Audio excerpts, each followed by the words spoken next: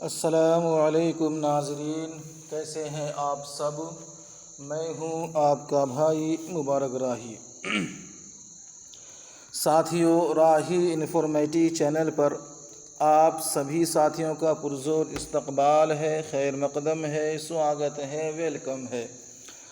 साथियों, ये सहायक अनुवादक वालों के लिए जीके के मुताल्लिक़, जर्नल नॉलेज के मुताल्लिक़, मालूमात आम्मा के मुताल्लिक़, सामान्य ज्ञान के अनुसार जो है कि ये क्लास लेकर के मैं हाज़िर हुआ हूँ, जिसके बारे में आज हम पढ़ेंगे प्रमुख। प्रमुख समझते हैं? प्रमुख को उर्दू में बोलते हैं अहम, ठीक है, ख़ास। तो प्रमुख सामान्य ज्ञान, ख़ास खुसूसियत जानने की, बिहार रियासत की खुसूसियत जानने की कोशिश करेंगे थोड़े बहुत शब्दों में, मुख्तसर अल्फाज में, जिसके अंदर नदियां हैं, स्थल, इस स्थल से मुराद वो है जिसे बोलते हैं पर्यटन स्थल, जंगल यानी कि वन, व्यक्ति यानी कि प्रमुख, अहम शख्सियत, प्रमुख व्यक्ति, बिहार राज्य के मेला, बिहार राज्य में झील, बिहार राज्य में झरने और बिहार राज्य में जनजाति। आज के वीडियो में इतनी बहस होगी, कल की क्लास में इंशाअल्लाह इससे आगे बहस होगी, और रात 9 बजे वाली क्लास में इनका कहते हैं कि ऑब्जेक्टिव ला करके इनका टेस्ट लिया जाएगा। सबसे पहली बात, आज जो क्लास होने वाली है वो वन लाइनर है और ये क्वेश्चन आंसर दोनों साथ में ही है। चलिए, अगर आप हमारे इस चैनल में सभी साथी, अगर आप नए हैं साथियों, तो मैं सभी साथी से दरख्वास्त करूँगा सब्सक्राइब कीजिएगा, अपने तमाम साथियों को जोड़ने की ज़रूर कोशिश कीजिएगा, ठीक है। और साथियों, अगर अभी तक आप जो हैं कि अगर अभी तक आप हमारे ऑफिशियली पेज से, ऑफिशियली ग्रुप से नहीं जुड़े हैं, तो मैं दरख्वास्त करता हूं आप जुड़िए। ये है नंबर 9045978747। ये मोबाइल नंबर है, व्हाट्सअप नंबर है, और तमाम बैंक का के भी ट्रांसफ़र के ज़रिए से भी यही नंबर है। तो कहना आपसे ये है कि इस नंबर को ऐड करें और टोटल जानकारी प्राप्त करें। पहले हफ्ते में 1 दिन टेस्ट हो रहा था, अब हफ्ते में 2 दिन टेस्ट होने जा रहा है। इरादा यही है, जब आपका सहयोग रहेगा, आपका योगदान रहेगा, आप तैयार रहेंगे, तो 2 दिन भी टेस्ट करा लिया जाएगा। फ़िलहाल मैं सोचता हूँ कल जुमेरात है, टेस्ट हो जाए एक कल, लेकिन कुछ साथियों की राय मुख्तलिफ है, इसी वजह से हम इसका भी डिक्लेयर नहीं कर रहे हैं। हो सकता है रात 9 बजे वाली क्लास में हम इसका डिक्लेयर कर दें कल टेस्ट है या नहीं है। तो सभी साथी जगह जगह टेस्ट दे रहे हैं। मेरा कहना है जगह जगह बंटने से अच्छा, ऐसे तो आप आज़ाद हैं, जहाँ चाहे वहाँ कीजिए, लेकिन जगह जगह बंटने से अच्छा है एक जगह तैयार रहें, एक जगह, क्योंकि आपके पैसे लगते हैं, आप कहीं भी टेस्ट दे रहे हैं, मुफ्त में नहीं दे रहे हैं। तो किसी एक जगह शामिल होकर के रेगुलर तैयारी कीजिए, उस पर फोकस कीजिए, अच्छा रहेगा। दर दर भटकने से अच्छा है आदमी एक जगह अपना कदम जमाए रखे, क्योंकि कहावत बड़ी मशहूर है, रखे रखाए पत्थर भारी हो जाता है। चलिए, ये बिहार का नक्शा साथियों आपने देखा है, नहीं देखा है फिर देखिए। और ये वो सीमांचल इलाका है, और यहाँ आप सुपौल देखेंगे, ये अररिया है, ये किशनगंज है, ये सब नेपाल बॉर्डर से है। इसी तरह से ये सभी जो है इधर ये पूरा नेपाल है। चलिए खैर, तो ये समझाने की ज़रूरत तो है नहीं, आप समझदार हैं और बहुत अच्छे समझदार हैं। चलिए आज हम समझते हैं बिहार के बारे में। सबसे पहले हम बात करेंगे बिहार राज्य के लोकप्रिय व्यक्ति। अच्छा, इसका उर्दू क्या हुआ? बिहार राज्य के लोकप्रिय व्यक्ति की उर्दू होती है रियासत बिहार के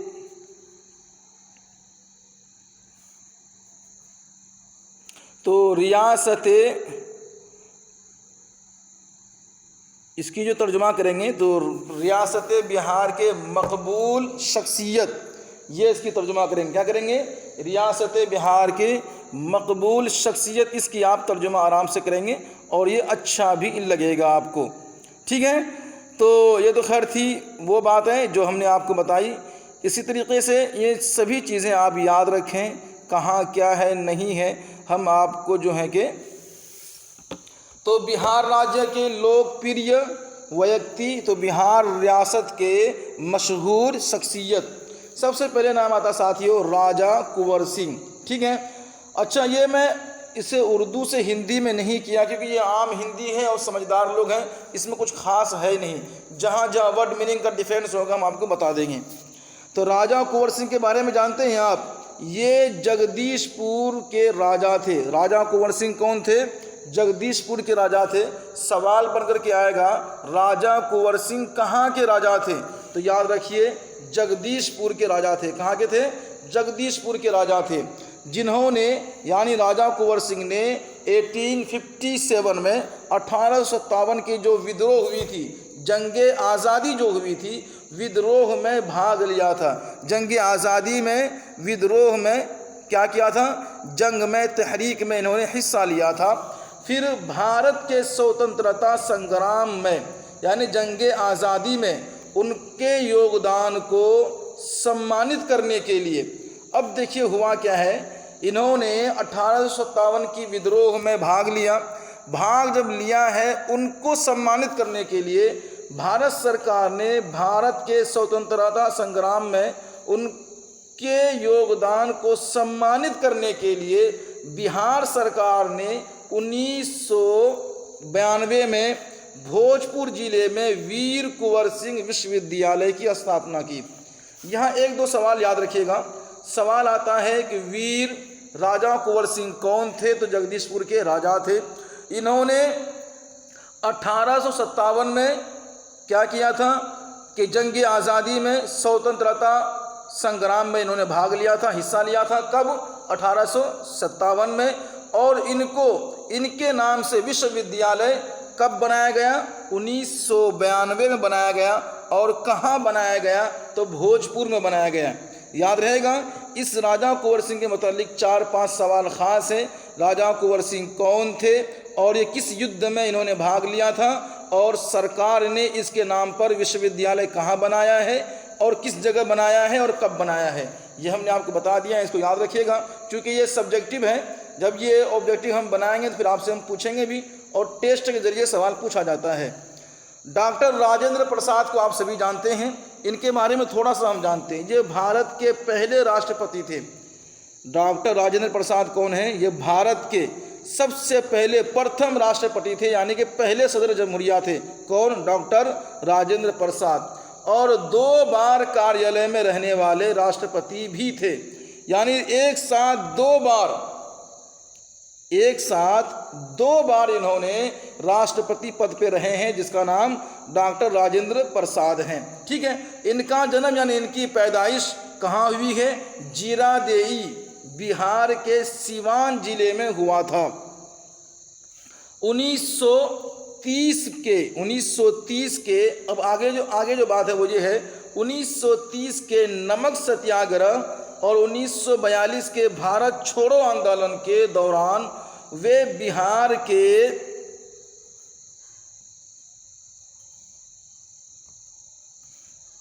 तो प्रमुख नेता थे। 1934 को बॉम्बे सत्र के दौरान भारतीय राष्ट्रीय कांग्रेस के अध्यक्ष बने।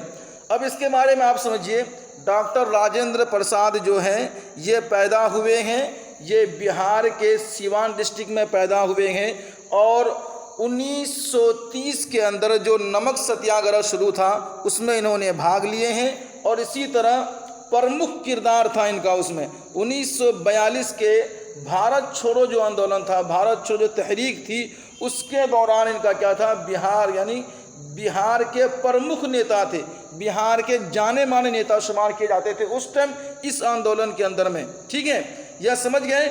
और 2 बार लगातार डॉक्टर राजेंद्र प्रसाद क्या थे? राष्ट्रपति थे बिहार के। प्रथम भी थे, सबसे पहले राष्ट्रपति डॉक्टर राजेंद्र प्रसाद हैं, और ये 2 बार रहे हैं। 1930 में नमक सत्याग्रह में इनका प्रमुख किरदार है, प्रमुख नेता रहे हैं। 1942 के भारत छोड़ो आंदोलन के भी ये प्रमुख नेता रहे हैं, और 1934 में बॉम्बे सत्र के दौरान ठीक है, तो ये है भारतीय राष्ट्रीय कांग्रेस के अध्यक्ष भी बने हैं। इनके बारे में 5-6 सवाल आते हैं, इनको याद रखिएगा। तो ये सभी चीज़ें आपको याद रहेगा इंशाअल्लाह। चलिए अच्छी बात है। यानी 1934 को बम्बई इजलास के दौरान इंडियन नेशनल कांग्रेस के सदर बने कौन? डॉक्टर राजेंद्र प्रसाद। 1934 को सवाल होता है कि doctor Rajendra Prasad Congress, Indian national Congress के सदर कब बने? तो 1934 को बने हैं। इतना याद रहेगा ना। चलिए यहाँ देखते साथियों, डॉक्टर अनुग्रह नारायण सिंह, ये भी बिहार के माने जाने चेहरे हैं और इनको सब जानते हैं। यानी मकबूल शख्सियत है, मशहूर शख्सियत है। ठीक है, अब इसके बारे में पढ़ते हैं। ये बिहार के पहले उप मुख्यमंत्री यानी नायब वजीर आला थे। बिहार के नायब, सबसे पहले नायब वजीर आला कौन थे? डॉक्टर ये अनुग्रह नारायण सिन्हा, याद रहेगा आपको। और भारतीय राज बिहार के वित्त मंत्रालय का भी प्रभार रखते थे। यानी हिंदुस्तानी रियासत बिहार की वज़रात ख़जाना का चार्ज भी संभाला था। किन्होंने? डॉक्टर अनुग्रह को। इसके लिए एक बात और मशहूर है कि इन्हें बिहार विभूति भी कहा जाता है। ठीक है, यानी पहले भी और अब भी इनको बिहार विभूति से जाना जाता है, इस नाम से पुकारे जाते हैं, जाने और माने जाते हैं डॉक्टर अनुग्रह को। इन क्या समझा आपने? इनके बारे में 3 चीज़ें याद रखिएगा। बिहार के सबसे पहले उप मुख्यमंत्री कौन? डॉक्टर अनुग्रह। और बिहार विभूति के नाम से किसको जाने जाते हैं? तो डॉक्टर अनुग्रह। इसी तरह से रियासत बिहार की वज़रात ख़जाना का इंचार्ज सबसे पहले कौन संभाला? तो डॉक्टर अनुग्रह। इसको याद रखिएगा। चलिए अच्छी बात है। यहाँ देखते साथियों, जगजीवन राम, जो अगला नाम आता है वो है जगजीवन राम। ठीक है, तो ये दलित समुदाय के नेता थे। कहाँ के थे? दलित समुदाय मतलब दलित बिरादरी के नेता थे, दलित बिरादरी के रहनुमा थे। और ऑल इंडिया डिस्प्रेस्ड क्लासेस लीग के संस्थापक सदस्य भी थे। ठीक है, अब इसकी अगर आप बात करेंगे उर्दू में, तो ये ऑल इंडिया अफसुर्दा तबकात, डिस्प्रेड्स के माने होते हैं अफसुर्दा तबकात। ठीक है, तो अफसुर्दा तबकात लीग के बानी थे, संस्थापक थे, यानी के बानी थे। आप उर्दू में समझिए, हिंदी में लिखिए, बात बराबर है। मैं समझाने के लिए आपको यहाँ पे उर्दू बोल देता हूँ, बात वही है। इनकी उर्दू समझना है। ये दलित बिरादरी के नेता थे, रहनुमा थे। ये ऑल इंडिया और अफसुर्दा तबकात, डिस्प्रेस्ड इंग्लिश लफ्ज़ है, क्लासेज, तो इसकी तर्जुमा उर्दू में करेंगे तो होगा अफसुर्दा तबकात। ठीक है, संस्थापक यानी के बानी और सदस्य यानी कि मेंबर थे, बानी भी थे और मेंबर भी थे। तो इनके बारे में जो सवाल आएगा वो ये आएगा कि ऑल इंडिया डिस्प्रेस्ड क्लासेज लीग के संस्थापक और सदस्य कौन थे? तो जगजीवन राम थे। अगर उर्दू में सवाल आ जाए, उर्दू में यूँ आएगा, ऑल इंडिया अफसुर्दा तबकात लीग के बानी और मेंबर कौन थे? तो जगजीवन राम, याद रखिएगा। इतना ठीक है। चलिए, ये है श्री कृष्णा सिंह, ये भी बिहार के मशहूर चेहरे हैं, थे और हैं, जाने जाते हैं इतिहास के अंदर में। ये बिहार के पहले मुख्यमंत्री थे। कौन थे ये? बिहार के पहले मुख्यमंत्री थे। इनको श्री बाबू और बिहार केसरी के रूप में जाना जाता है। सवाल बन के आता है, बिहार केसरी किसे कहा जाता है? बिहार केसरी किसे कहा जाता है? तो ये श्री कृष्णा सिंह, याद रखिएगा। इसी तरह सवाल आता है, श्री बाबू है ना, श्री बाबू किसे कहा जाता है? तो फिर ये श्री कृष्णा सिंह, इनको याद रखिएगा। 2 सवाल इनके लिए खास आते हैं। तीसरा सवाल जो इनके लिए बन के आता है वो आता है, बिहार के पहले मुख्यमंत्री कौन थे? बिहार के पहले वजीर आला कौन थे? वजीर आला कौन थे? कौन थे? ये श्री कृष्ण थे। इसके लिए 3 सवाल था, हमने बता दिया है। ये तीनों सवाल याद रखिएगा, सवाल पूछे जाएंगे। ये सभी जानते हैं, बिस्मिल्लाह खान, आप लोग पढ़े लिखे भी हैं और अच्छी तरह जानते हैं। इनके बारे में साथियों देखिएगा, इनका जन्म बिहार के डुमरांव जिले में हुआ था। अब लेकिन बक्सर है, डुमरांव जिला तो बिहार में है लेकिन अब बक्सर है, तो जिले में हुआ था। यह एक मशहूर शहनाई वादक थे। 2011 में इनको भारत रत्न से सम्मानित किया गया था। अगर आपको इसकी उर्दू जानना है तो उर्दू इसकी यूँ होगी कि वो बिहार के डुमराव जिले में पैदा हुए थे, ठीक है, और मशहूर शहनाई वादक थे, मशहूर शहनाई खिलाड़ी भी कह सकते हैं, ये शहनाई वादक भी कह सकते हैं, शहनाई कार भी आप कह सकते हैं, शहनाई कार थे, ठीक है। 2011 में इनको भारत रत्न से सम्मानित किया गया, भारत रत्न अवार्ड से इसे एजाज दिया गया, नवाजा गया। अब इसकी उर्दू आराम से कर सकते हैं, ठीक है, अच्छी बात है, समझ गए इनके बारे में। इनके बारे में दो सवाल आते हैं कि बिस्मिल्लाह खां को भारत रत्न अवार्ड से कब नवाजा गया, 2011 को नवाजा गया, और बिस्मिल्लाह खां कहाँ पैदा हुए थे, तो बक्सर डुमराव, ये याद रखिएगा, इतनी चीज़ें ज़रूरी है, ठीक है। एक सवाल और आता है, बिस्मिल्लाह खां क्या थे, किस चीज़ में मशहूर थे, तो शहनाई याद रखिएगा, ये शहनाई कार थे, ठीक है। चलिए आगे साथियों, ये गिरिजा प्रसाद कोइराला, इसके बारे में भी जानना ज़रूरी है या नहीं है, क्योंकि इससे ये भी ये मशहूर शख्सियत है। इनका जन्म बिहार का सहरसा ज़िले में हुआ था। ये 4 बार नेपाल के प्रधानमंत्री चुने गए हैं। आ रही बात समझ में आप लोगों के? आ रही होगी। इसकी उर्दू देखते हैं। उर्दू में आप यूँ कहिएगा कि वे बिहार के जिला सहरसा में पैदा हुए थे और ये लगातार 4 बार नेपाल के प्रधानमंत्री चुने गए, वज़ीर आज़म चुने गए।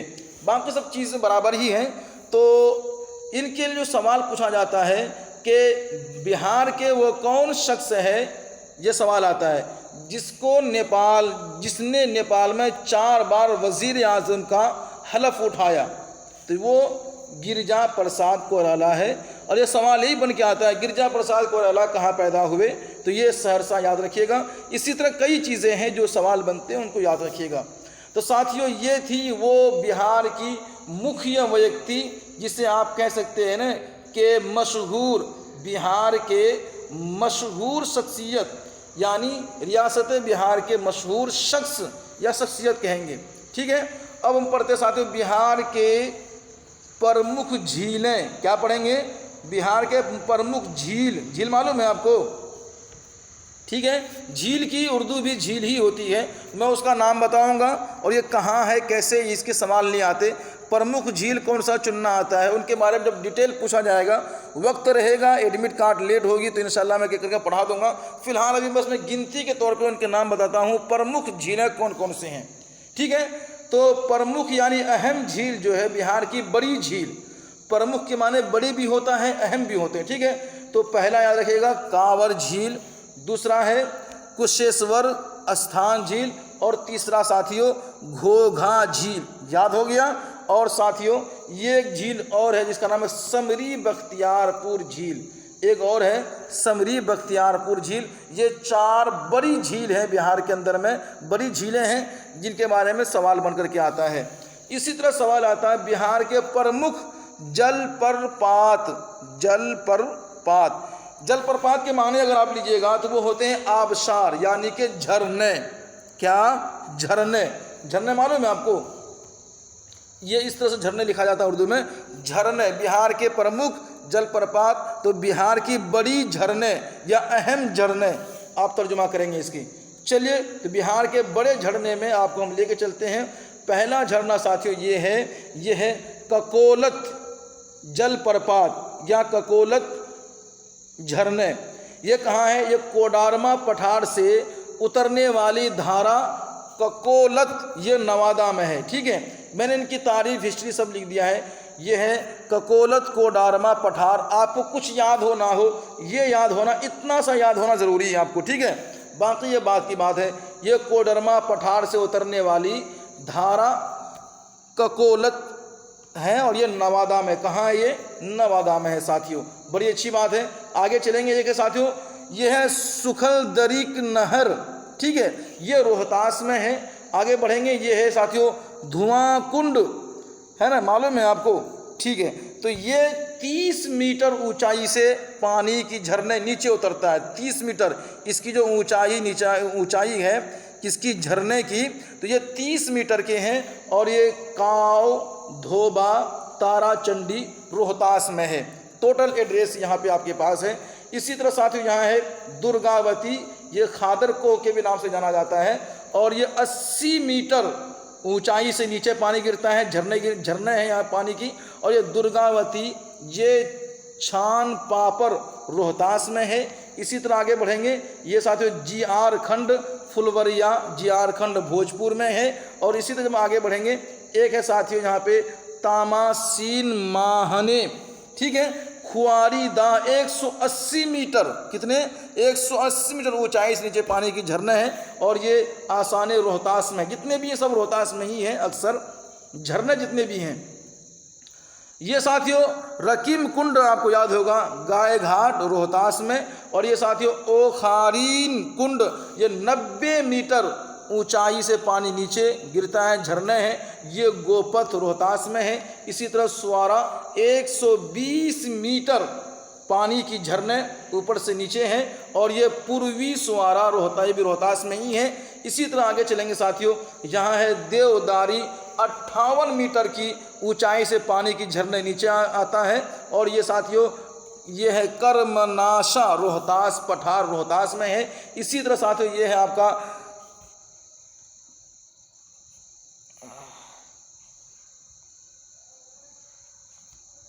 ठीक है, तो ये तेलहर कुंड 80 मीटर की ऊंचाई है। और पश्चिमी सुवारा रोहतास, पठार रोहतास में है ये। अब चलेंगे साथियों, ये आपने जो पढ़ा ये वो झीलें थी जो मैंने आपको बताया। एक है साथियों झील और एक है झरने। झील 4 है, हमने आपको नाम बता दिया। झरने जितने थी हमने आपको वो बता दिया है। अब पढ़ते हैं बिहार में जंगल, ठीक है। बिहार में, बिहार के प्रमुख जंगल या ये वन के लिए बिहार राज्य प्रमुख वन। अब उसको अगर आप करते हैं उर्दू में तो रियासत बिहार में बड़ी जंगलात, रियासत बिहार की बड़ी जंगलात। तो इसकी तर्जुम जो हम बता रहे हैं वो ये फर्स्ट है, ये साथियों आर्द्र पर्णपाती वन, इसको याद रखिएगा, इसका नाम वही है जो आप देख रहे हैं, याद रहेगा आप लोगों को। चलिए, तो ये है साथियों। अब इसकी अगर उर्दू तर्जुमा करेंगे, उर्दू तर्जुमा मतलब ये जो लिखा है हिंदी में, इसकी तर्जुमा क्या होगा, ये होता है गीले इस्तराब वाला जंगल। लेकिन चूंकि नाम से यही है, जब नाम चेक करेंगे नाम बोर्ड के अंदर में तो इंग्लिश में लिखा होगा, हिंदी में, उर्दू तो वहाँ है ही नहीं ना, उर्दू इसकी वहाँ पे तर्जुमा है उनका, तो उर्दू होती है इसकी गीले इस्तराब वाला जंगल, ठीक है। आगे यहाँ देखेंगे, यह सोमेश्वर यवे दून शेरनी वन, ठीक है। तो ये भी वही है, दूसरे नंबर की जंगल है, मतलब जो बिहार के दूसरे नंबर में मशहूर है। और साथ ही तीसरी है ताराई क्षेत्र वन, यानी ताराई क्षेत्र का जंगल खुश्क, इसे बोलते हैं ना, ये ताराई का, ये ताराई क्षेत्र जंगल। इसकी अगर उर्दू करेंगे तो बड़ा ही आसान है, ये इसे बोलेंगे, कहते हैं ना कि नशेबी जंगल, नशेबी इलाका, जो नीचे के हैं ना, नीचे के, तराई बोलते हैं निचली इलाके को, तो नशेबी क्षेत्र, तो तराई इलाकाई जंगल आप इसको लेंगे। एक साथ ये शुष्क पर्णपाती वन, इसके लिए अगर उर्दू तर्जुमा करेंगे तो ये होता है खुश्क इस्तराब वाला जंगल। तो ये जंगल को 4 हिस्सों में तकसीम किया गया है, सबके अलग अलग नाम हैं। फिर उनको डिवाइड किया गया है कि प्रोटेस्टमय जंगल और सुरक्षित वन, इसी तरह से वो 3 भाग में है। फिलहाल हमने आपको ये बता दिया है, इनको याद रखिएगा, ठीक है। आइए यहाँ एक नोट याद रखिएगा आप सभी साथी, जो ज़रूरी है आपके लिए, वो ये है कि बिहार में कुल क्षेत्रफल, बिहार का कुल रकबा कितने हैं, 94,163 वर्ग किलोमीटर, याद रहेगा ना, यानी कि 94,163 मुरब्बा किलोमीटर बिहार में क्या है, क्षेत्रफल है, यानी रकबे के हिसाब से ये इतना पड़ता है।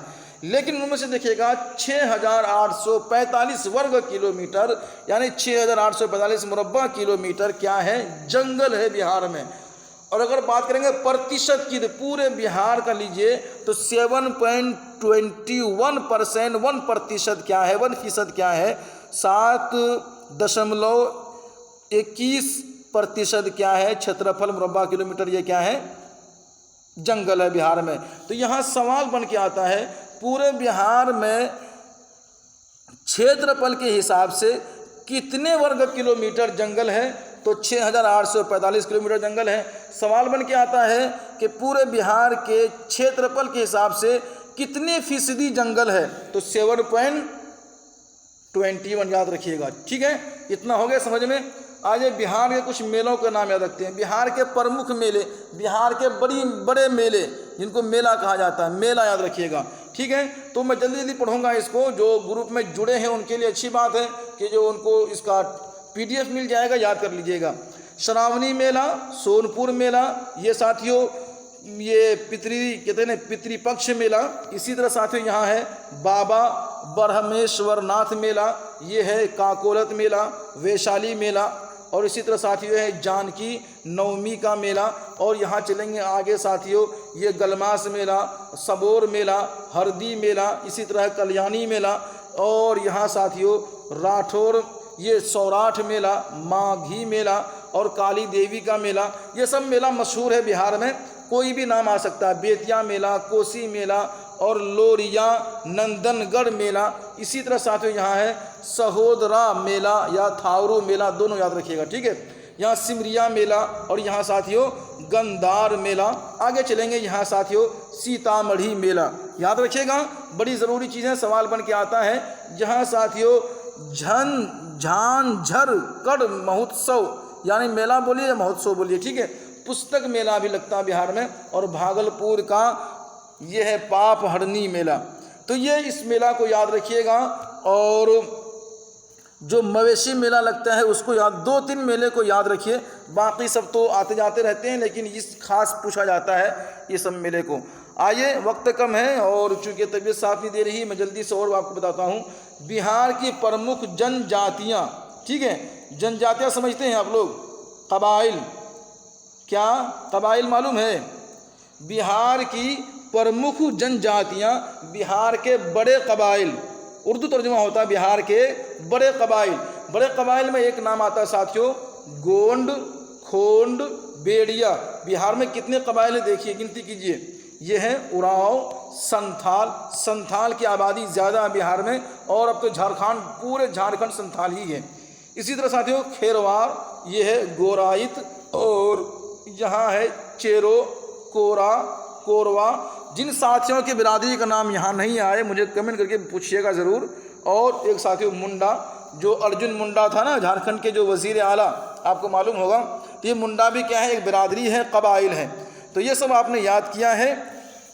अब बढ़ते साथियों बिहार के क्या हैं प्रमुख नदियाँ पढ़ लेते हैं जल्दी से। बिहार की बड़ी नदियाँ, बड़ी नदी जिसे कहते हैं नदियाँ, तो पहला गंगा नदी है, उसके बाद आता साथियों बागमती नदी, फिर है कोसी नदी। इसी तरह से याद रखिएगा घाघरा नदी, जिसे सरयू नदी के नाम से मशहूर है, गंडक नदी, और इसी तरह साथी यहाँ है बूढ़ी गंडक नदी। सभी साथी लाइक कीजिएगा, जो नए सब्सक्राइब कीजिएगा, और हमारे टेस्ट वाले ग्रुप में ज़रूर जुड़िएगा। मेरे पास ऑफिशियली ग्रुप में जुड़िए, आपके लिए सभी काम आसान हो जाएगा। महानंदा नदी साथियों, इसको याद रखिएगा। कमला नदी, सोन नदी। इसी तरह साथी यहाँ याद रखना है ये कर्मनाशा नदी। अच्छा, कौन नदी कितनी ऊंची है, कितनी लंबी चौड़ाई है, ये बात पूछी नहीं जाती। अगर वक्त मिलेगा तो मैं इनका भी सही तौर पर विश्लेषण कर दूंगा, किसका कितना क्या है। अजय नदी, और यहाँ है साथियों फल्गु नदी। याद रखने वाली बात है साथियों, एक नदी और है पुनपुन नदी। बड़ी अच्छी बात है साथियों, कितनी खुशी की बात है। याद रखिए इन सब चीज़ों का, PDF हासिल कीजिए, आपके लिए अच्छा होगा। बिहार के प्रमुख पर्यटन स्थल, तर्जुमा क्या करेंगे इसका आप, बिहार के प्रमुख पर्यटन स्थल, बिहार के बड़े सयाहती मकाम। ठीक है, तो गया का नाम पहले आता है, फिर पटना का नाम आता है। ठीक है, उसके बाद राजगीर भी घूमने की जगह है बिहार में, नालंदा भी घूमने की जगह, विश्वविद्यालय कहाँ नालंदा में है।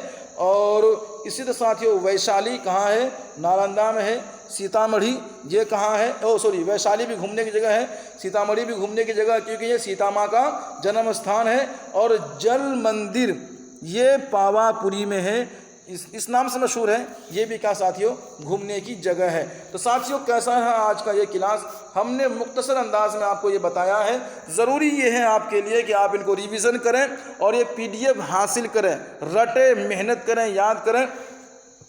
हमने इस हिंदी का उर्दू भी बता दिया है आपको बोल बोल करके, जो ख़ास था। और इसका जिसको उर्दू का PDF चाहिए मैं दे दूंगा, इसको उर्दू का भी बना करके।